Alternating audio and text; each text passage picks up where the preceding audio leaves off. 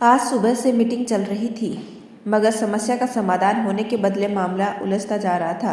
वर्मा जी के माथे पर पसीने की बूंदें थी। भगवान विष्णु गाल पर हाथ रखे चुपचाप सोच रहे थे। त्रिकुट महाराज अपनी लंबी चौड़ी फाइल खोले कैलकुलेटर पर कुछ हिसाब किताब कर रहे थे, परंतु सभी के मुख पर चिंता की लकीरें थी। अचानक चित्रगुप्त महाराज बोले, इस पृथ्वीवासी से तो हम तंग आ गए हैं। एक तो पिछले जन्म के कर्मों के अनुसार इनके भाग्य में सुख ही नहीं है, मगर इनके इस जन्म के कर्मों के अनुसार यह थोड़े बहुत सुख का भागीदार बनते हैं। लेकिन विडंबना यह है कि जब भी हम इन्हें सुख देने की कोशिश करते हैं, यह मूर्ख लेने से इनकार कर देते हैं। चित्रगुप्त महाराज बहुत गुस्से में थे। इधर कुबेर जी वर्मा जी पर अलग गरज रहे थे। आप इस तरह मुझसे थोड़े थोड़े पैसे मत मांगा कीजिए। आप जानते हैं ना, उन्हें अधिक देना नहीं है और कैश पैसे लेकर मैं घूमता नहीं हूँ।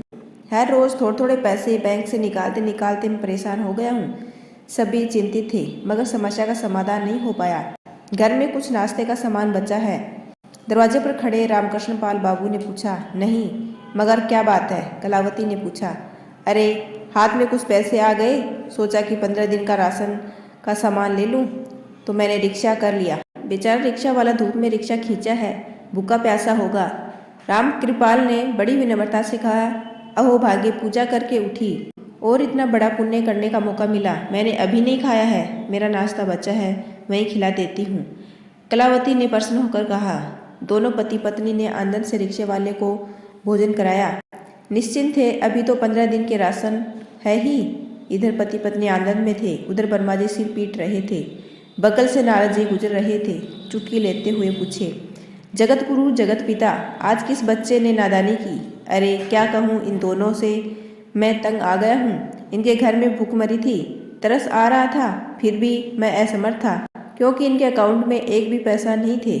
मगर पति पत्नी ने पूजा पाठ की वजह से नारायण प्रसन्न हो गए और मुझे पैसे इंतजाम करने को कहा। मैंने कर भी दिया, मगर देखो, सुख इनके नसीब में ही नहीं है। दोनों हाथ से लुटा रहे हैं, फिर 2 दिन बाद कंगाल हो जाएंगे। वर्मा जी ने गुस्से में कहा। नारद जी ने किसी प्रकार से वर्मा जी को समझा बुझाकर शांत किया। महेश सर पूजा पर बैठा था। दिसंबर की कपकपाती रात थी। ठंड हड्डियों को छेद रही थी। कई रातों से वह सो नहीं पाया था। पिता की बीमारी के लिए पैसों का इंतजाम नहीं हो पाया था।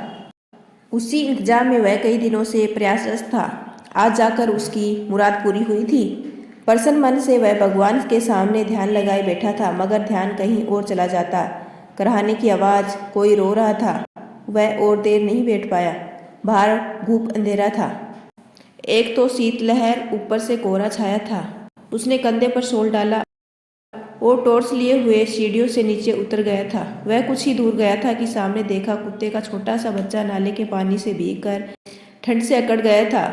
उसी में किसी सवारी ने उसके पैर कुचल दिए थे।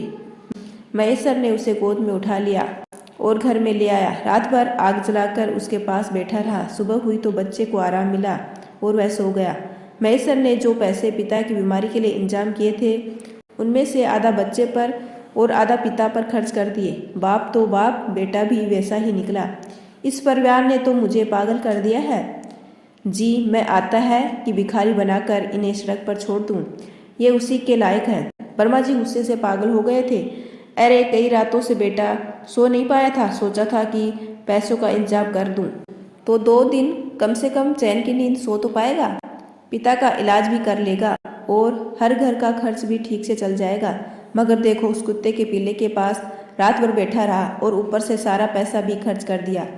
अब भुगतेगा महीने भर। आसपास के सभी देवताओं ने उनके समर्थन में सिर हिलाया कि वर्मा जी बिल्कुल सही कह रहे हैं। कैलाश पर्वत और भीड़ थी। वर्मा, विष्णु और महेश विचार मगन थे। बहुत देर के बाद विष्णु भगवान ने कहा, पृथ्वीवासी युग के अनुसार बदल गए हैं, मगर हमें नहीं बदलना चाहिए। वह हमें पूजते हैं, देवता मानते हैं, आप समझ नहीं रहे हैं। वर्मा जी ने ऊंचे स्वर में कहा, यह घोर कलयुग है, हमें बदलना ही होगा। जिसे देखा वही लूट खसोट कर रहा है। जिसके पास है वह भी और जिसके पास नहीं है वह भी। फिर भी यह कलयुगी हमारी पूजा करते ही हैं, तीर्थ करते हैं या करते हैं। जिसके पास जितना धन है वह पूजा पाठ पर उतना ही खर्च करते हैं। दुनिया वाले इसे ही व्यवहारिकता कहते हैं और हमें उन पर मेहरबान होना ही पड़ता है। वर्मा जी ने जोर देते हुए कहा, अरे, तब का जमाना और था, अब का जमाना और है। यह बात यह समझते ही नहीं। राम कृपाल की पत्नी यानी कलावती रसोई घर में व्यस्त थी। उनके घर कुछ मेहमान आए थे। जो सप्ताह बीत गया था परंतु जाने का नाम ही नहीं ले रहे थे। नारद जी उधर से गुजर रहे थे। देखा कलावती के मुख पर सिकन तक नहीं था। उन्होंने सोचा चलो जरा यह खबर वर्मा जी को सुनाता आऊं। आपने उन्हें कितने धन का प्रबंध कर दिया था। आज 1 सप्ताह से उनके घर से लगातार भोजन की खुशबू आ रही है। वर्मा जी चौंक उठे। क्या कहा आपने? वही जो आप सुन रहे हैं, नारद जी ने मुस्कुराते हुए कहा। वर्मा जी उबल पड़े। यह कभी अपने बारे में सोचते क्यों नहीं? आखिर चाहते क्या हैं? हे प्रभु, समस्या आपने दिया है तो समाधान भी आप ही करेंगे। महेश्वर पूजा घर में बैठा सोच रहा था। दुखी था मगर अथाह धैर्य के साथ 2 महीने हो गए थे महेश्वर को घर में बैठे। उसकी नौकरी चली गई थी। आर्थिक समस्याएं बढ़ती जा रही थी। राम कृपाल अक्सर बीमार रहते थे परंतु जो धैर्य पुत्र के पास था वही धैर्य कलावती के पास भी था। कलावती ने जब से होश संभाला है जीवन को उसने संघर्ष ही माना है और उसे संघर्ष ही मिला, दूसरा कुछ नहीं। फिर भी असीम धैर्य और उत्साह के साथ जाने किस आस में जीवन जीती चली जा रही थी। नारद जी फिर से एक बार वर्मा जी के पास बैठे थे। सुना है वे खाने को तरस रहे हैं। किसकी बात कर रहे हैं नारद जी? आपकी उसी विचित्र रचना के बारे में जिसके बारे में सोचकर आपका मुख मलिन है। मैं किसी के बारे में नहीं सोच रहा हूँ, वर्मा जी ने छुपाते हुए कहा। नारद जी चले गए थे। वर्मा जी बेचैन थे। मुझे उनकी मदद करनी ही पड़ेगी मगर कैसे?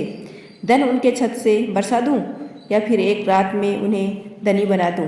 किंतु यह तो चमत्कारों का नहीं विज्ञान का युग है। लोग उन्हें जादूगर या फिर डाकू न समझने लगे। क्या करूं? उनके भाग्य में तो धन है ही नहीं परंतु उन्हें छोड़ भी नहीं सकता। मदद तो करनी ही पड़ेगी। कलावती बुझे हुए चूल्हे के पास चुपचाप बैठी थी। राम कृपाल सो रहे थे। महेश्वर पैसे के इंतजाम में बाहर निकला था। तेज बारिश हो रही थी। महेश्वर ने 1-2 जगह उधार मांगा मगर नहीं मिला। तेज बारिश के कारण बहुत दूर नहीं जा सका। निराश होकर घर लौट आया। कलावती आकर महेश्वर के पास बैठ गई। बोली, धैर्य रखो पुत्र, मेरा चूल्हा जीवन में हर दिन जला है, आज भी जलेगा। महेश्वर कुछ नहीं बोला, चुपचाप माँ का मुख देखता रहा। अचानक महेश्वर अपनी किताबों की अलमारी के पास गया और बोला, माँ बेकार में फालतू पड़े हैं, सोच रहा हूँ इन्हें बेच दूँ, कुछ पैसे मिल जाएंगे। कलावती ने महेश्वर का हाथ पकड़ लिया। नहीं पुत्र, यह तुम्हारी अमूल्य निधि है, इसे मत बेचो। तब मैं क्या करूँ माँ? महेश्वर किताबों को उलटने पलटने लगा। बेचैन था वह। अलमारी में बहुत सारे फालतू कागज पड़े थे। महेश्वर निकालकर उन्हें फेंकने लगा। कलावती उन्हें उठाकर कूड़ेदान में डालने जा रही थी तभी एक डायरी दिखाई पड़ी। कलावती उसे ध्यान से देखने लगी और अचानक अवाक रह गई। तभी महेश्वर पास आया। क्या बात है माँ? वह भी ध्यान से देखने लगा। यह क्या माँ? 100 रुपये का नोट? यह कहाँ से आया? कलावती ने आसमान की तरफ उंगली से इशारा किया। महेश्वर के चेहरे पर प्रसन्नता दौड़ गई। लगता है माँ, मैं ही कभी रखकर भूल गया था। वर्मा जी के मन में फिर से द्वंद्व चल रहा था। स्वयं तो खाने को नहीं है और 4-4 पुत्रों का निर्वाह किया जा रहा है और साथ ही चिड़ियों को सुबह शाम दाना खिलाया जा रहा है। बगल में नारद जी खड़े मुस्कुरा रहे थे। इंसान के लिए भगवान को कभी इतना परेशान होते नहीं देखा था। नारद जी ने वार किया, आप ऐसा कैसे कह सकते हैं? हम तो प्रारंभ से ही इंसानों के लिए परेशान होते रहे हैं। वर्मा जी ने जवाब दिया, ऐसा मैं नहीं मानता। अगर परेशान होते तो इस प्रकार इंसानों को कष्ट भोगते नहीं देखते। नारद जी ने कहा, यह सब उनके पिछले जन्मों के कर्मों का भोग है।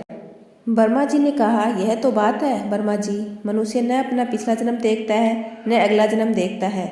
इस विश्वास पर जीवन जीता है कि इस जन्म में पुण्य करूँगा तो अगला जन्म सफल होगा।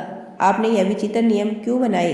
पिछले जन्म की सजा इस जन्म में और इस जन्म की सजा अगले जन्म में, इससे लाभ क्या है? जब मनुष्य को न पिछला जन्म याद रहता है न अगले जन्म के बारे में वह कुछ जानता है, फिर वह अपने आप को कैसे सुधारेगा जबकि वह जानता ही नहीं कि उसने क्या गलत किया है। नारद जी ने कहा। वर्मा जी कुछ नहीं बोले। नारद जी ने फिर कहा, आज इस दुनिया की जो हालत है वह सिर्फ आप लोगों के बनाए नियमों के कारण ही है। अब इस राम कृपाल के परिवार को ही देख लीजिए ना। ईमानदारी, आदर्श और पवित्रता का प्रतीक है यह परिवार, मगर सुख के नाम पर इनके पास है क्या? किसी तरह घिसट कर जीवन जी रहे हैं। दुख इसलिए है कि पिछले जन्म में इन्होंने पाप किए हैं, मगर ये बेचारे क्या जाने, ये तो इसी जन्म में अपनी गलतियों को तलाश रहे हैं और तलाश में ही शायद पूरी जिंदगी निकल जाए। अब आप बताइए, कोई मनुष्य इनसे कभी सीख लेना चाहिए। यहाँ तो मन में एक अलग ही भावना उपजेगी कि ईमानदारी और आदर्श से कुछ नहीं मिलने वाला है। इससे तो अच्छा जितना हो सके पाप करो, कम से कम इस जीवन में तो सुख मिलेगा। कहते हुए नारद जी मुस्कुराए। वर्मा जी चुप थे। आप कहते हैं कि यह कलयुग है, मगर इस कलयुग को बनाने वाले तो आप ही हैं। आपके नियम कानून है। आज एक मनुष्य दूसरे का भला कर रहा है तो आप उस पर गुस्सा कर रहे हैं, उसे मूर्ख घोषित कर रहे हैं। यही मानसिकता आज मनुष्य की हो गई है। इस प्रकार के व्यक्ति को समाज में असफल मूर्ख गरीब के नाम से जाना जाता है। थोड़ी देर के लिए नारद जी चुप हो गए, फिर बोले, कहते हैं कि हर मनुष्य में ईश्वर है, वह आप ही के अंश है। फिर तो यह मनुष्य नहीं आप ही बोलते हैं। एक तरफ मनुष्य को उच्च कार्य करने के लिए प्रेरित करते हैं, दूसरी तरफ उसे धिक्कारते हैं। वर्मा जी ने फिर कुछ नहीं कहा, सिर्फ नारद जी की सहमति में सिर हिलाए।